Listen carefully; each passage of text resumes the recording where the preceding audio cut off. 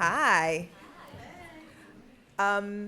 So welcome to The Art of the Ask. As they mentioned, I am Kelly Goff, the host of Political Party with Kelly Goff, a live event series here, and I'm going to do a shameless plug alert. Our next one is Monday evening at 7 o'clock here, and it's called Political Party because it is legitimately a party. We have cocktails, and then we talk politics, which is how we believe politics should always be discussed. Maybe people would be more polite to each other. So we're discussing the Supreme Court, which, as you may know, has some pretty important decisions about to be announced. So please come out and join us.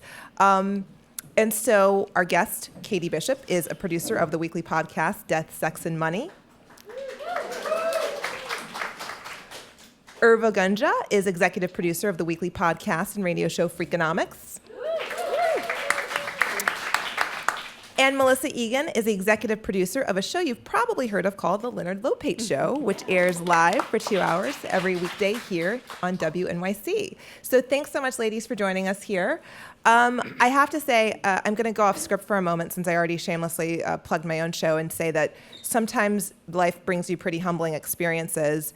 And one of the most humbling for me has actually been hosting my own show for the first time because now I'm on the other side, moving from being a guest booked by lovely people like yourself to now having to book people. And I have a secret. It's not that easy. It's not as easy as it looks. So I was actually really excited to have this conversation. And one of the things I actually want to start with, I'm going to go off script here for a second, is, we have a diverse panel of ladies here. I think we're a pretty good example of diversity, the buzzword everyone loves to use. And yet one of the things that we all have seen, whether it's on television or in listening to the radio or podcast, is a lot of shows actually are not as diverse as the stage right here. And so, but all of the ladies on this stage, some of whom have booked me before, actually are really great with making sure that the guests that they book for their programs are representative of their audience and of our country at large. So I guess the question I wanted to start with, whoever wants to take this one, is we often hear from people when they get criticized for their lack of diversity on guests, such as the cable news shows, which regardless of the network, most of the cable news networks are actually pretty terrible usually when it comes to racial diversity in their guests, with white males being often the most predominant guest. A little stat here, the coverage of the birth control mandate with Obamacare, they found that male guests outnumbered female guests discussing the issue 2-1 on every cable network. So it wasn't just, So with that in mind, the defense you often hear is, well, we try. If we could only find more diverse guests, we'd be thrilled to diversify our lineup. So all of these other people are trying and failing. What secret do you all know to get it right, to find all of these, hard to find diverse guests who are like unicorns and impossible to find? What are your secrets? I don't feel like it's been, I think it's a really important thing to be conscious of and make sure that you are doing it. But I think that there are so many amazing guests out there that, it hasn't been an issue for us. We have been really fortunate to feature some really amazing guests on our show who I think we've had a pretty diverse lineup so far. So you have, Katie, but I guess my question is, I have felt like, do you think it's just a different worldview that you bring to the table? Do you think it's because it makes a difference if the show has more female producers? Or do you think what do you think it is? Because I feel like, because you called me, you're someone who thought of me. Yeah. And I know that there are producers who just never even, it just never crossed their mind. Yeah.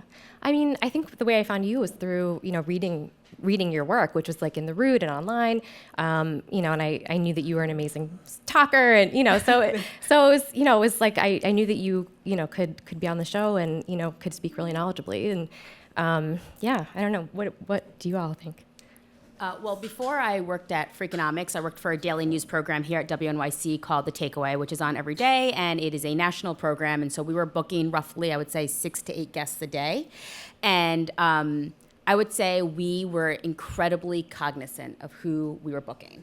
And I just think it's important to be cognizant, to know what the racial breakdown is of the guests, what the gender breakdown is of our guests, and to really think about how our host is this white man and is going to bring that very particular perspective to things. So if we want other perspectives, then we need to be pretty active in looking for that. And so we looked for it all the time. I'd say some topics were much easier than others, and then there were some where it was really honestly very challenging. I work at Freakonomics now, and finding economists is really hard. It is really, really hard to find economists who are not white men They just oftentimes are. There are we have a bank of great women, but it doesn't mean that they're the right women for the given topic.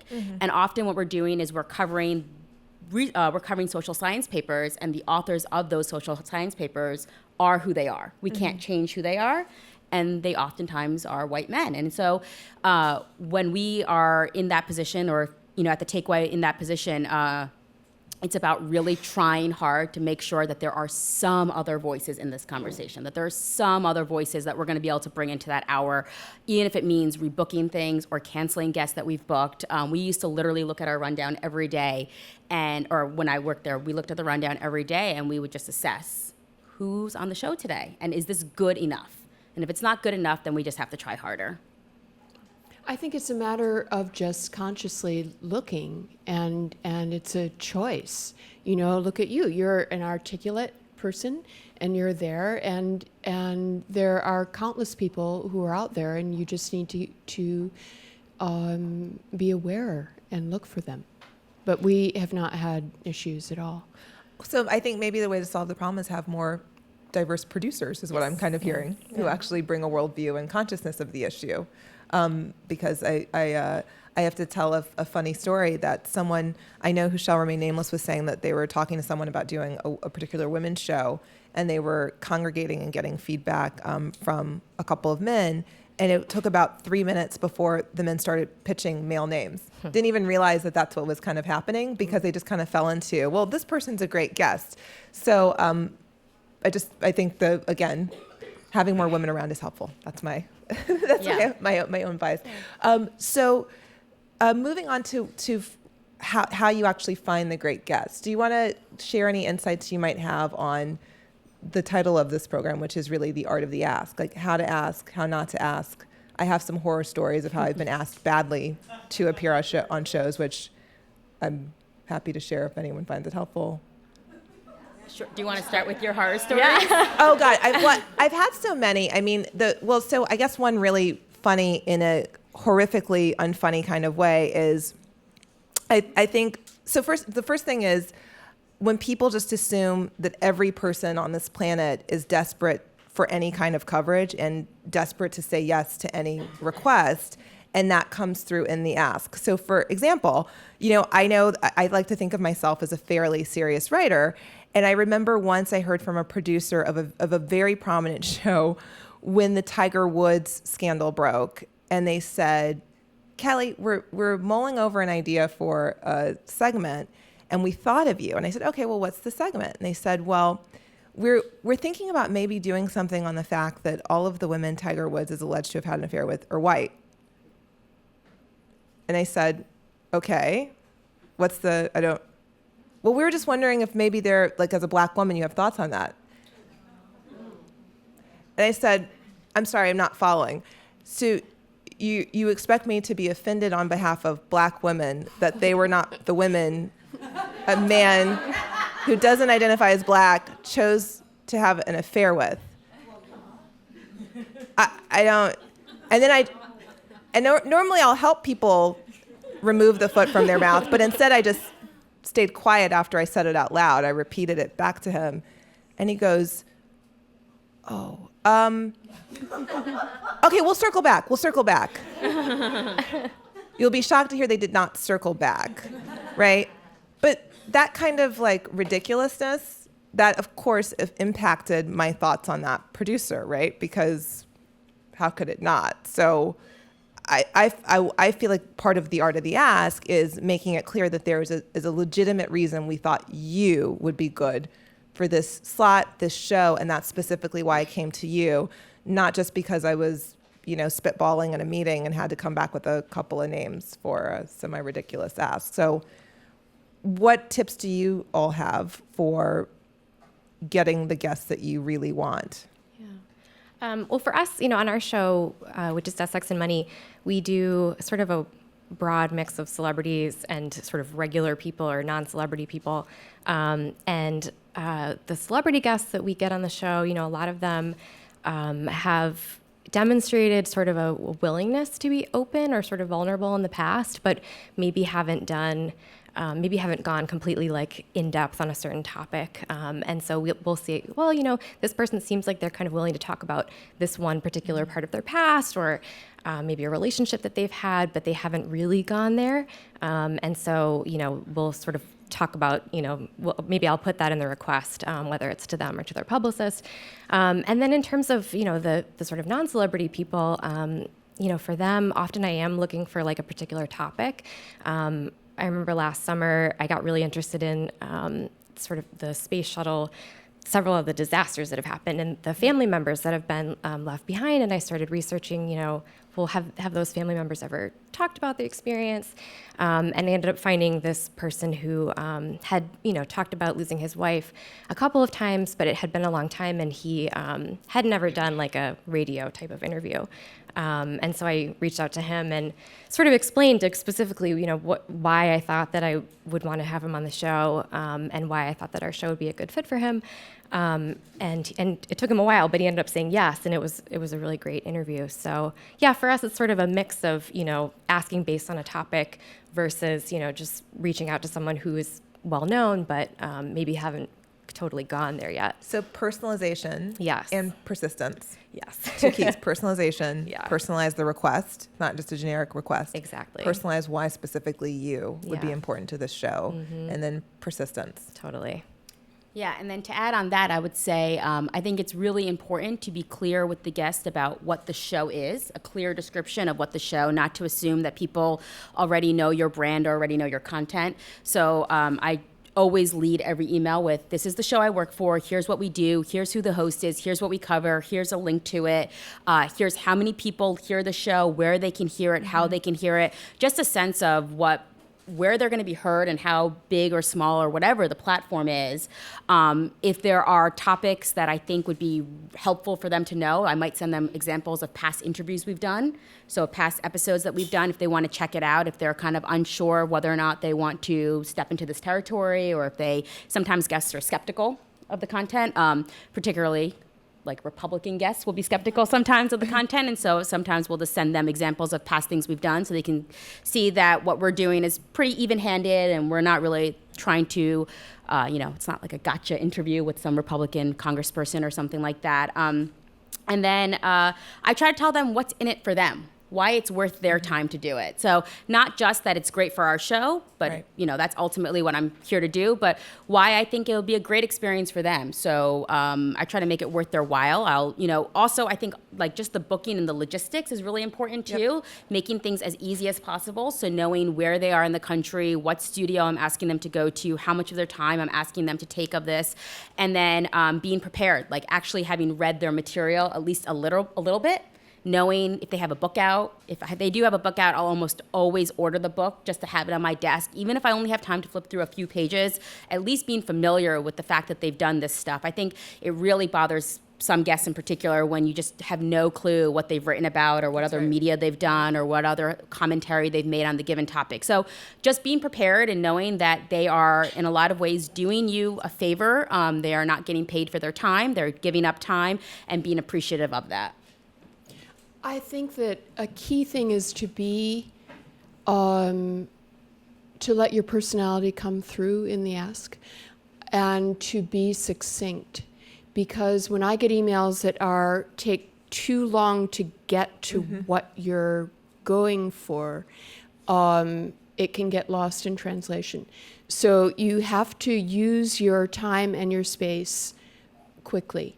I think that it's important that you communicate that you know them and what they're about, and to put all of the particulars out there, as Irva has said, very quickly. And you can also I would mention people that we've had who might be in a similar way, so that they know that they would be in good company as well. Or also, because I know that we've done this, like prominent people you've interviewed. Right. That they will think, oh, this is a real show. Right, or awards we've had if they're not at all familiar with the show and stuff like that. So I think those are really important pieces of advice, which is conveying that it's mutually beneficial, which I think, again, a lot of people forget. I've definitely had experiences. I mean, this is even now I get this where you can sense the person thinks they're doing you a favor, and there's nothing really more insulting than that because especially if you're not paying someone, time is my most valuable commodity. And so someone acting like it's only 2 hours, it's like, well, I could get a lot of writing done in 2 hours, and there has to be a reason for me to do the show. And even if that reason is just that it's having an opportunity to talk about something I really care about, or that I've written that I really care about, or reaching an audience that's different, there are ways to convey that. But I do find it really, especially now, particularly grating when you can tell a booker's kind of like, hey, I have a slot for you on insert name of show, and you're like, It's like, great. yeah, thanks. Yeah. But also what Katie was saying about, and what you alluded to about persistence,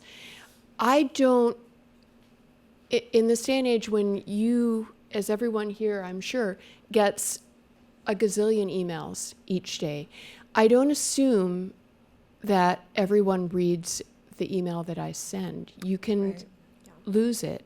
So I often resend things. And even though the person may be great, even though they may really want to do it, they may miss the email. And also, I can't tell you how many emails will go, as you guys know, before you actually book a person. And just remembering to be back in touch with them. Yeah. And can you talk a bit, Melissa, because I know your show is really popular about, and it's been on a long time, about the balance between you actually having to hit the ground running, still booking, versus how many pitches you're probably inundated with. A lot of my time is spent putting people off. I can attest to that. I sit across from Melissa. Because Nice problem to have. because the thing is, I could book up immediately, and I want to leave room for people who suddenly come up. For instance, a couple of weeks ago, I had a spot, and all of a sudden, Gloria Estefan was available, and I had a spot for her. I could have booked that up. Yeah. So I like to have some kind of flexibility, some wiggle room, so that I can choose who I want, and I'm not just saying yes to everything that's potentially good. That's a great segue. I didn't know you were going to mention Gloria Estefan, but can you actually, though, talk about the balance when you're booking between booking names and booking people who are actually great on air? I'm not saying Gloria Estefan's not anyone. I don't want that to get misconstrued. But, we've all seen instances where someone who was amazingly famous in the interview just tanked because that's just not their strong suit. So how do you kind of find that balance between, we want people our listeners have all heard of, but we also want people who can keep the conversation moving along when you're booking? How do you know? Anyone who wants to? I mean, for us, when we have celebrities on, they usually are actors, so they're pretty well versed in, having a conversation and having it go well. But when we have people who aren't as practiced on the microphone, our show is not live. It's pre-taped, so we do have some opportunity for editing and cutting things that maybe didn't go well in the conversation. But I don't know. I found that I don't have to spend a ton of time doing prepping people. I find that when people are sort of telling their own stories, I want to let them tell it the way that they want to tell it. And I think that the quirky way that someone speaks, or maybe if someone gets nervous or upset while they're sharing that's okay on our show. On other shows, that maybe that wouldn't work as well. But let me phrase it a different way, because what I found now that I'm on the other side, is that I do feel it's a bit like matchmaking. Yeah. That's what I found, where I feel like you're trying to guesstimate the chemistry of the guests, and I'm still very much figuring it out. And I'm just curious how over the years you guys have started to figure out, I'm making this up, if we put if we get Justice Ginsburg on, then we need to have this person because she talks a certain way, or she's not going to be as forthcoming on this, so we're going to have someone else to balance out that. How do you kind of figure that out when you're booking, or is that something that you're really conscious of when you're? I'd give Justice Ginsburg the whole hour. But no, definitely. I think that when you have celebrities, you want to see, like Katie said, I think especially when things are pre-recorded and you have the opportunity to listen to it, the people we are serving is our audience. And that's first and foremost. So you want to make sure that whatever product you're putting out there has a lot of substantive quality for your audience. And after you have the ability to hear how something got recorded and you know what its potential is once it starts to go through the production and the editing process, you decide whether or not it's good enough. And if it's good enough and there's enough substance there, and if it's going to kind of elicit the reaction that you want it to elicit, I think that's great. And when it's not, I think then a name isn't usually good enough. I think a name only takes you so far, and you can have a couple of minutes of a great name, but you want the conversation to be engaging and interesting, and you want people to have something real that they can take away from it. And when they can't, then that's when you need to supplement it at the very least with something else that's a little bit more real. I think that if we know how a person is, then we go into the interview, say Joan Didion. Joan Didion is incredibly nervous, incredibly anxious. But you would want to have Joan Didion. I'm not going to turn Joan Didion down. No one turns Joan Didion down. So you need to factor that in and let the interview be real. Acknowledge that the person is anxious or has issues, and like when we knew that she wanted a lot of water, we had 3 glasses of water in front of her, but let them be them, and it's up to the how you've prepared the interview and how you draw them out and make them feel comfortable. When we had, and I don't mean to name drop, but when we had Please Michelle, this is the right panel to do that on. when we had Michelle Williams, pretty soon after Heath Ledger had died, and it was for her film Wendy and Lucy, and the publicist said, who knew us very well, who said, "Now you're not going to bring that up," and I said, "Of course not. That would be insulting. We're not that kind of a show," and she felt that she was in a safe place.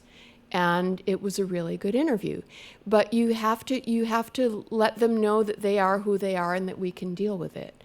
And subsequently, she came back, but yeah. So what I'm hearing for you is great interviews more of a priority than names, but names can help. It's all part of the mix. Yeah. We will do. I made room for this quirky combination of very early O'Neill plays that's in the East Village next week, as opposed to a lot of stuff on Broadway. But we also did Long Day's Journey into Night. I think that it's important to have the range of things that are on in the city. And let's just talk about some of the logistics of knowing of when you're putting in an ask, such as what's the best format, email versus phone. We talked about persistence being a plus. Where's the fine line between persistence and driving someone insane? It was funny. I had a recent experience actually with a publicist who was pitching me a story that I liked, but it really went from friendly to stalker territory in a span of like 48 hours. And then I was like, oh my gosh, I don't know that I ever want to hear from this person again. How do you find that balance? I mean, for us, we generally do them over email, but sometimes if I know the publicist or I know the person, I'll call them. And sometimes if I don't have a contact for someone, I will like tweet at them just to see like, hey, can you, do you want to give me your email address? Here's our inbox. Here's my email. That has worked before for us. And then Has social media made it easier to book? I think so. Yeah. Yeah. On At my least end. easier to find people. Yeah, definitely. And I'm going to ask the naughty question, and to get around publicists. Have you found that? I haven't done that intentionally, but I think it probably would help. Yeah. Yeah, but I mean, also publicists can be your best friend too. Like it really, I think having a great relationship with a publicist can be helpful, but it's certainly not the only way to get somebody. Yeah.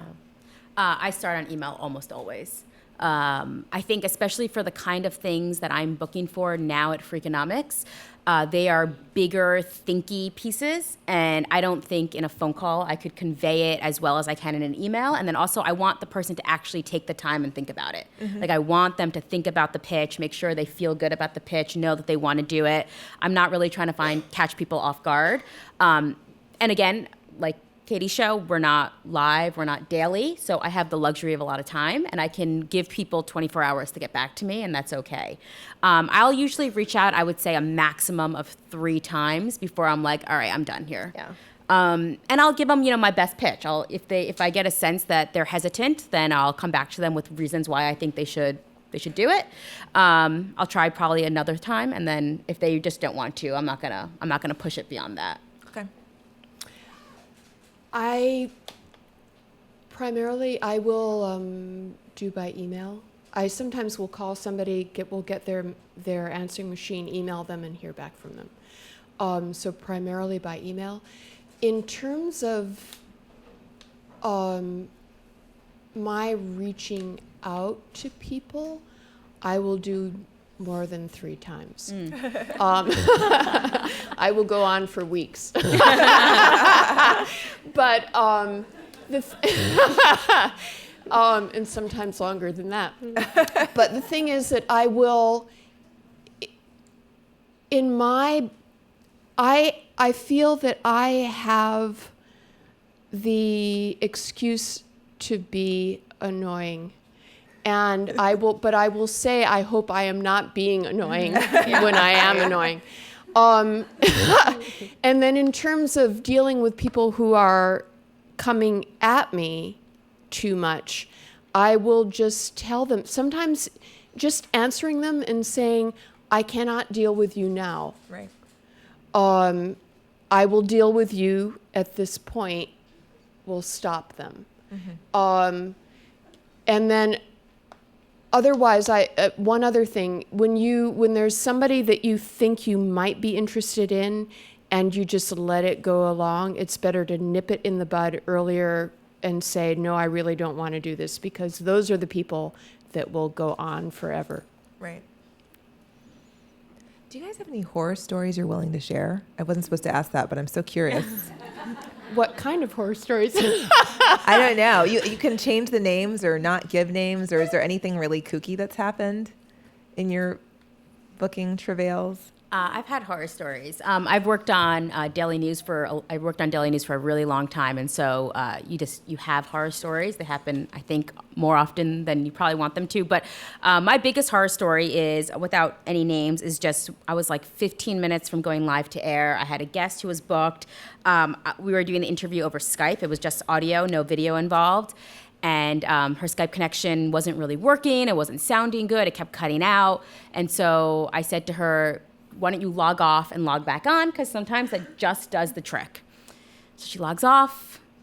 She can't remember her username and her password. So she can't log back on. And then she just loses it. She loses it. And she, I've never been yelled at that hysterically by someone. Wow.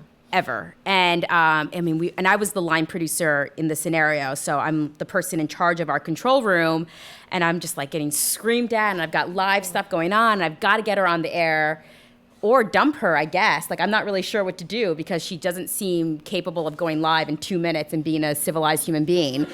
And anyway, it was horrible. It was a really traumatizing experience, and all I could do was ask her to calm down and ask her if she wants to do this or doesn't want to do this interview. And I told her she could back out, but that if she does it, she needs to just take a breath and stop and pause. And then I told my boss to yell at her, and he did. So he ended up following up and on my behalf, and it was Wow. Bad things happen all the time. And my best piece of advice is just, it's not really personal at all. Mm-hmm. And people have lots of stuff going on and things, I think, that are oftentimes beyond your control. And I think in this case, she really did have life stuff happening that sent her over the edge. And ultimately, I just got to put the show on. So that's what I've got to work on, putting the show on. So the other piece of advice is, it's not personal, but also you got to keep going. Yeah. You can't. And also, don't yell back, right? There's almost no value in that. And there's almost no value in not just being nice all the time. Just be the bigger person, be the better person. Again, you are the person who put in the initial ask, and what is the, there's only bad things come from being mean one time. Then you just kind of always burn that bridge, whereas you always just want to be the bigger person, and who cares, even if you have to swallow some pride. Yeah. I feel I can't think of any crazy horror stories, but for us, like the thing that always gives me the most fear is just like when you book an event or you book something kind of far in advance, and then that's just the beginning of the relationship, and then you have to maintain, check in and maintain the relationship with whoever you've booked with, sort of throughout that time. And the fear is always that like something will happen or something will come up or it will fall apart in some way. I know. So right, Doing this monthly series, right. So it's scary. Yeah. So I find that to be the scariest thing of all.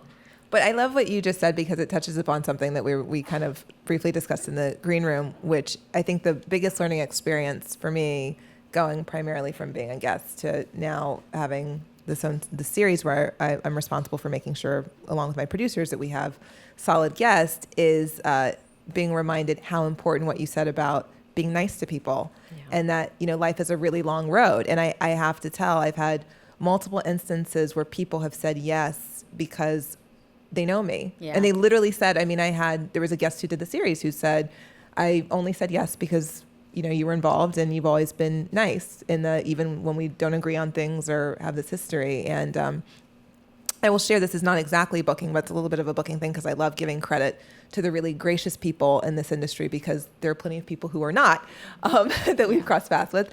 And which is for my first book, Party Crashing, which came out in 2008, and it was on younger voters and voters of color. And one of the first people I put an interview request to was Colin Powell, who I didn't know at all. I was completely an unknown writer. There was like if he Googled, his office Googled me, like nothing would come up except like she went to NYU and she's, she's a nice student or whatever.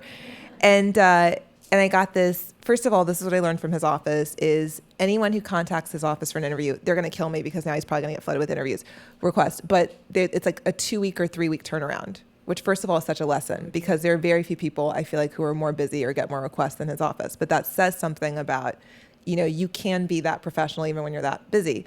And then I heard back and they said, listen, they said, write a letter. I called and they said, we'll write a letter. And I wrote this letter. And again, I didn't have much to say except like, this is why I really would love to talk to him. And I admire him. And I specifically thought of him for this interview request because of, the number of people of color who really admire him in that age group. And this is what the research shows. And I did exactly what you said about being specific. And this is one of the first big interview requests I put in for my entire writing career. And I heard back from his office and they said, listen, we spoke with General Powell and he said he doesn't know a ton about the topic in a way that he thinks makes him an expert specifically for your book. But based on your letter, if you really think it would be helpful to you, he is willing to give you a few minutes of his time. And it was such the moment has always stayed with me. I've remained incredibly grateful because of the level of kindness and generosity in that, because of, the letter, I've tried to make the case in the letter, and he's a nice person. Mm-hmm. And so I've always tried to remember that, and that so much of it is about, kindness and grace, and it always comes back full circle. So just putting out that little shout out. And then I sent him a cheesecake. Because I didn't think he sent a General flowers, so I figured a cheesecake is a decent, So if there are any questions, unless you guys have anything else you'd like to add. Do you have anything else you'd like to add on the art of the ask, or should we open it up to questions? Question sounds great. Okay. Any questions? I don't remember what kind of cheesecake, if that's the first question. No, that's a good idea. No, my question was about, and I don't know if it's just for Katie, but all circumvent talent agents and publicists or go straight for them. In most cases, what's your advice? I generally go to the agent or the contact first. Go through the agent. Yeah, I find that I guess persistence. If you really are not getting an answer, find a way. But, I think generally I do put the ask in first officially. Yeah, I do too. I use publicists first, and unless I feel like I'm getting the runaround, or unless I have a really legitimate other avenue, and I might do them on parallel tracks, but I try to go through publicists first. I feel like for most people who have a publicist, it's for a reason. That's why they have a publicist. I think they prefer that, yeah. And also because you don't want to burn the relationship going forward, either for that contact, that person, or other people that publicists may represent. Right. The only one exception I would make, because I have had very rare exceptions, and you gotta be really, really careful.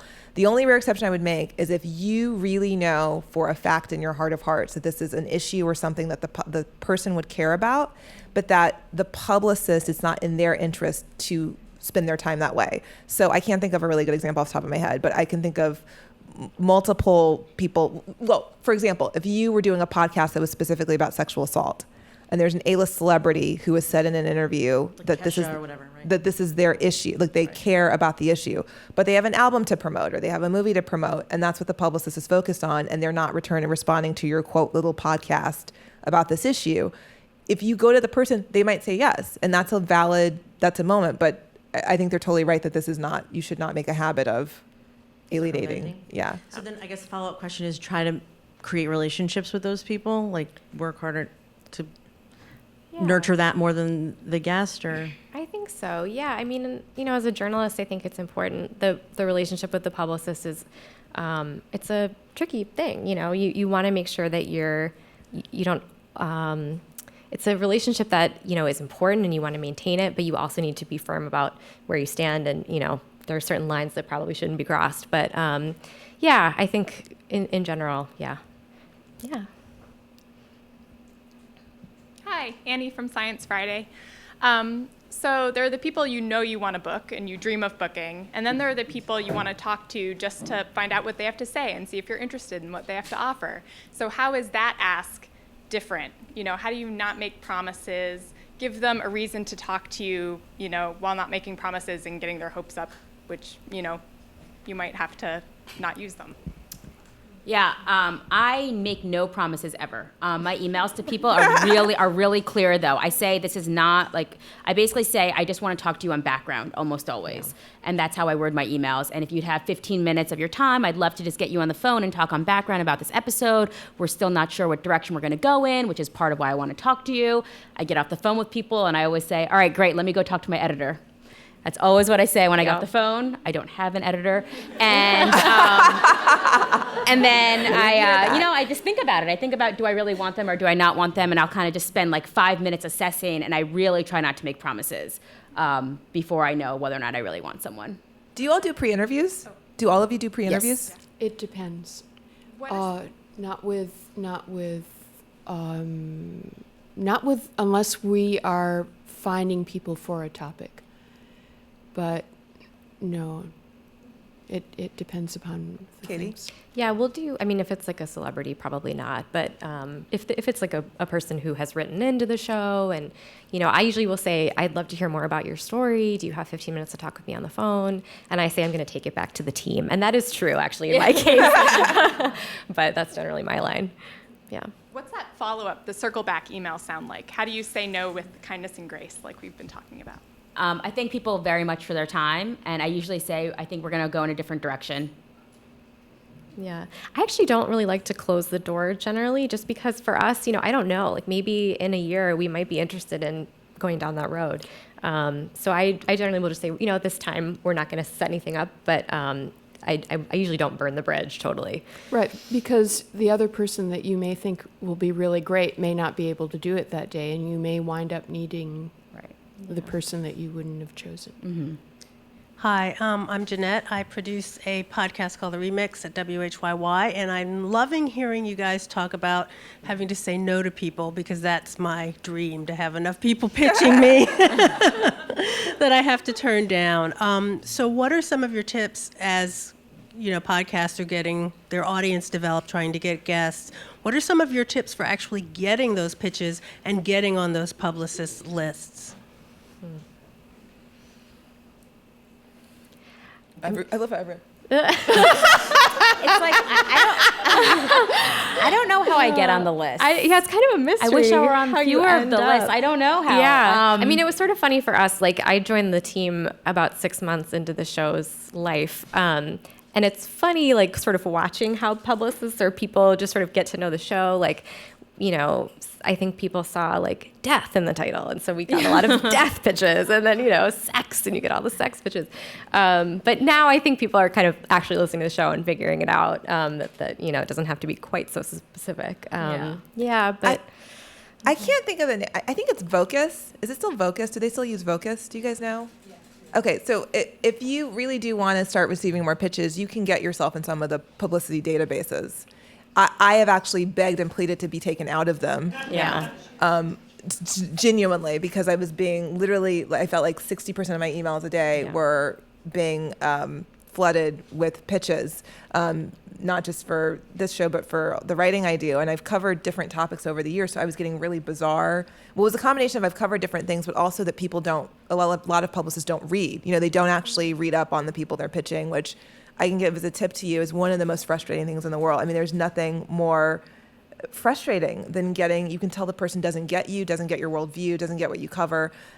Or just is tone deaf. I got I'm not going to say who it was or what it was about. I got a really tone deaf pitch on Monday right after the Orlando shooting. And I'm someone who writes about politics a lot. And it just really showed me that this person doesn't get where my focus would be that day. And I told them that. I said, thank you. I just find it strange that I write about politics and you would think that this was an appropriate pitch to send me on the Monday morning after the Orlando shooting. So things like that. But what I was going to say is if you research like Vocus and some of the other databases, they maintain their contacts based on topics, and you can get yourself added if you really are sure you want to, based on the topics that you cover. I think that I would think of where the guests are, whether they're in publications or in magazines or whatnot, that you would want to be having, and then reach out to the main publicists there. And the more interviews you will do, the word will spread. And we have a question over here. Yeah, I'm Sylvia. Thank you so much for this. I had a question about after the pre-interview, sort of your process for prepping guests, and how much do you share in terms of your list of questions or a script that you may have. Speaking from personal experience, I actually had the opportunity to be a guest on The Takeaway recently, and I was just upstairs waiting before going on air, and the producer said, "Okay, here's our pages for the interview if you'd like to look through," and they'd scripted out the questions and sort of what information they were hoping to get from me, and it was a little complicated because there were clips we were going to play. So, but I actually chose not to read it through because I knew it would make me more nervous and feel like I had to hit these points. So I was like, no, I'll just go. But I also feel like as an interviewer, there's a lot to be gained from being spontaneous, and sometimes you don't want to show questions, but sometimes people want to know the questions. So how much do you share before they're, on the mic?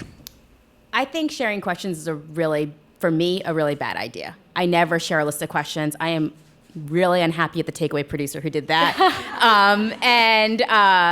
I would say that I don't want guests to prepare question by question. I think they'll sound really scripted. I think there's also this weird journalistic thing to that too. I don't know. I think that's a really bad strategy. I want guests to be prepared though. I don't want them to be unprepared, and I don't want them to be surprised, particularly for what I'm doing now. I want them to feel like they have the opportunity to prep themselves. So I will do a really rigorous pre-interview, and I will usually send them a bullet list of the points that we want to hit. And I'll ask them to be prepared to talk about these general topic areas. And then beyond that, I will not get more specific than that. Yeah, we don't, on the whole, we will share areas that we will get into. But for the same reasons, we don't want it to sound rote. And confirm, because this sounds like a small detail, but it's not, because I've been unhappy with previous bookings of my own when there's been a misfire, is confirming how the person wants to be introduced, titled, and that kind of stuff, and what they want plugged. Because I've had very unpleasant, especially when you're working places, your editors and other people take it very seriously how you're introduced on programs. And I've had some things that it made me really unhappy with the professionalism of the producers by... I've been on air and had my name spelled wrong on camera. Mm-hmm. And it was really, one of the clips was something I wanted to use for my reel later, and it literally had my name spelled completely wrong on it. I've been introduced for publications I don't work for. I've been and these sound like small things, but sometimes it's because people are so focused on the content, they forget which book do you want us to mention, or which outlet, did you switch outlets? And it's like, yeah, I actually did. And so I think that's a great point, and it matters so much to people that they're introduced correctly, and rightly so. What I used to do at the takeaway was I used to ask guests in my confirmation email to them. I'd ask them, how do you want to be introduced? And I'd let them write it out for me, and then we would take that and we'd put that almost verbatim into the scripts.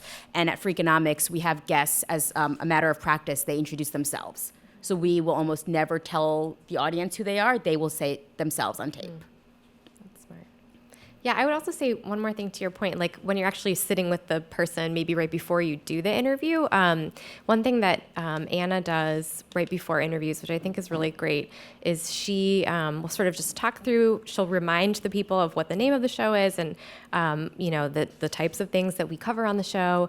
And she'll also say, like, if I state a fact incorrectly, we're pre-taped, so this is sort of different. But if I state a fact incorrectly in a question, like, just stop me and correct me, and then I'll say it again. Or, sort of making guests feel like they're part of this, and that they have, like, control enough to, they can do that. They can correct things. Because we want to make sure that what we say in the end is right. So that's something also I think is, before you start the interview, sort of prepping a little bit is important. And as we wrap up, I think another tip is making sure that the experience doesn't end when the interview ends. How you handle follow-up really makes a difference, because there are producers that I'm much more willing to there are producers who have been so nice to me and in beforehand, during the process, and in the follow-up, that I've said to them before, are you desperate? If you're desperate and you really need to fill the chair, then I can rearrange something and show up. And I've had people say, yeah, someone canceled. We now have a lineup that's all white and male. That was not the plan. We're going to air at this time. And if you really could do it, it would be really great.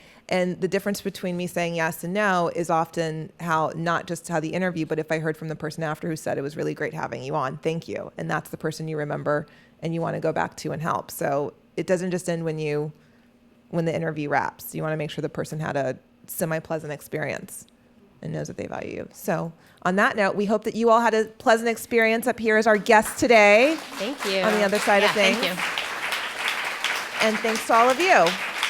Thank you. Thank you.